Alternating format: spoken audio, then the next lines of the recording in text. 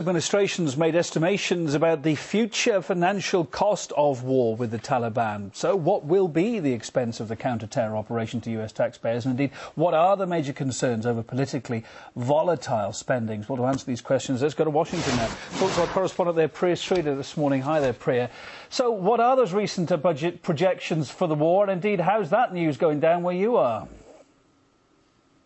Hi there, Kevin. Well, I think with the spiraling economy and the new numbers about the cost of the war, many Americans are wondering how long the United States can continue to fund this war. And joining me to help talk about it is military correspondent David Axe. David, thanks so much for joining me. My pleasure. So first of all, I know you just came back last week from a 6-week reporting stint in Afghanistan. I want to know, what was it like on the ground in Afghanistan, and what did you find most interesting during your trip there? It's a big country. It's bigger than most people realize, and so the problems are not universal to Afghanistan. You need to talk on a province basis or even a district basis to understand the challenges we face. As for a strategy for the whole nation, that's a much more difficult question. I know that this was your second trip to Afghanistan. You had been there before 2 years ago. Was there anything that was particularly surprising about this time around? How have things changed in the past 2 years? I think what's surprising is how little has changed. In the south, where I was 2 years ago, it's the same situation. A lot of active combat, big formations of Taliban, and not a lot of development work going on. But I also visited an agricultural district in Logar province on this trip, and saw this sort of new counterinsurgency strategy in action, which can only work when you've got a measure of security. In Baraki Barak district in Logar province, you have that. So you can begin to put into action some of these development plans that are supposed to build a functioning Afghan society. So at this point, you know, President Obama is still kind of debating his decision as to whether or not he wants to send 40,000 or so troops over there. What do you think he should do? 40,000 is a drop in the bucket if your goal is to protect the entire Afghan population from attack. And that's the population-centric counterinsurgency strategy that some folks talk about. That would take hundreds of thousands of troops, far more than NATO and the U.S. have. So something a little more modest is probably likely to emerge from the strategy debate. Perhaps some sort of ink spot theory where you concentrate on a few population centers and try to spread security and development outward. And I guess if someone were to ask my advice, that's what I would advise. You need to ratchet down your ambitions.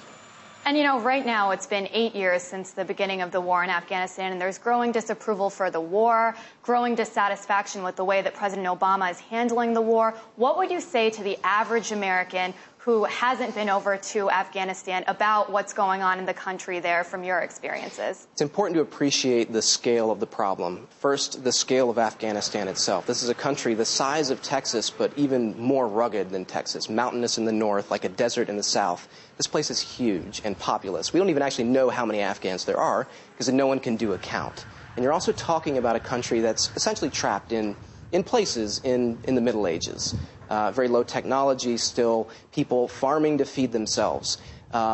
This is difficult material to work with. Even moving around Afghanistan is a Herculean task. It's nothing like the Iraq War. That's the comparison most folks want to make, Iraq and Afghanistan. The countries themselves are completely different. The wars, the supposed goals of these wars, also completely different.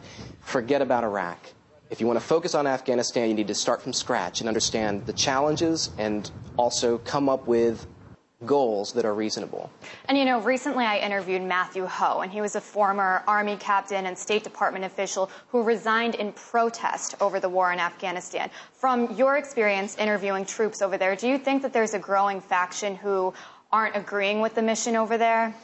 I think there's a growing faction that recognizes that we haven't pinned down a strategy for the whole country. The easy answer to the strategy question is we want an Afghan state, a federal state, that can be governed from the top down and that works the way that most states do.